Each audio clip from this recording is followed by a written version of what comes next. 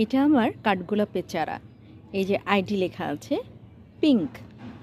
অনেক সময় অনেকগুলো আইডি একসাথে বসানো হয়, সেজন্য ভুলে যেতে হয়। এই জন্যে লিখে রেখেছি আমার পিঙ্ক কালারের কাঠগোলাপ। এটি আমি 1 মাস হলো ডালটি আমি বসিয়েছিলাম চারা তৈরি করার জন্য। আর এই কাঠগোলাপটির রং এত সুন্দর, পিঙ্ক কালার, পিঙ্কের মাঝে সাদা সাদা ছোপ ছোপ ছোপ আর কি।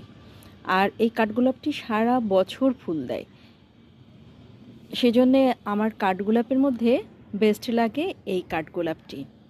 তো কাঠগোলাপটির এই যে দেখেন রূপ চলে এসেছে। 1 মাস হয়েছে আমি কাঠগোলাপটি বসিয়েছিলাম।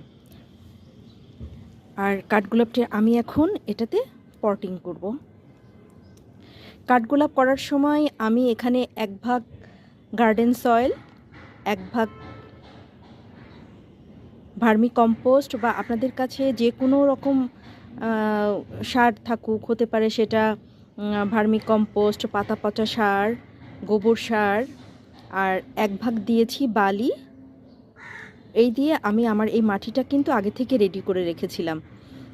আর কাঠগোলাপ লাগানোর সময় ড্রেনেজ ব্যবস্থাটা অবশ্যই আপনারা খেয়াল করবেন, কারণ কাঠগোলাপের গোড়াতে যদি কোনো রকম পানি জমে তাহলে কিন্তু আপনার গাছ পচে যাবে পানি জমে।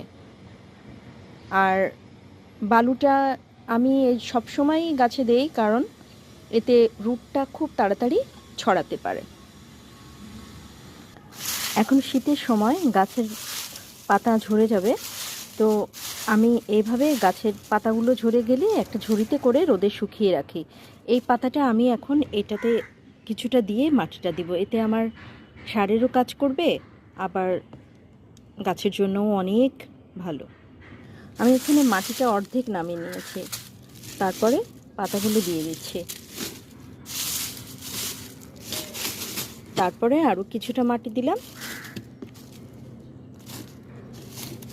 যারা নতুন বাগানেই তাদের কাছে এটা অনেক হেল্পফুল একটা ভিডিও হবে, আর যারা আমরা পুরাতন বাগানি তারা তো জানি। এই যে আমার কাঠগোলাপটাতে রুট এসছে, দেখছেন? বালুতে কিন্তু বসানো গাছটি, মাটির পরিমাণ খুবই কম দিয়েছিলাম, এতে হয় কি রুটটা খুব ভালো হয়। যাই হোক, আমি এভাবে লাগিয়ে দিচ্ছি। এভাবে পাশ থেকে খুব ভালো করে চেপে চেপে মাটিগুলো কিন্তু একেবারে ফাঁকা রাখা যাবে না। ফাঁকা রাখলে কিন্তু পাশ থেকে আপনার ফাঙ্গাস আক্রমণ করতে পারে, সেজন্য মাটিগুলো খুব ভালো করে আটকে দিলাম।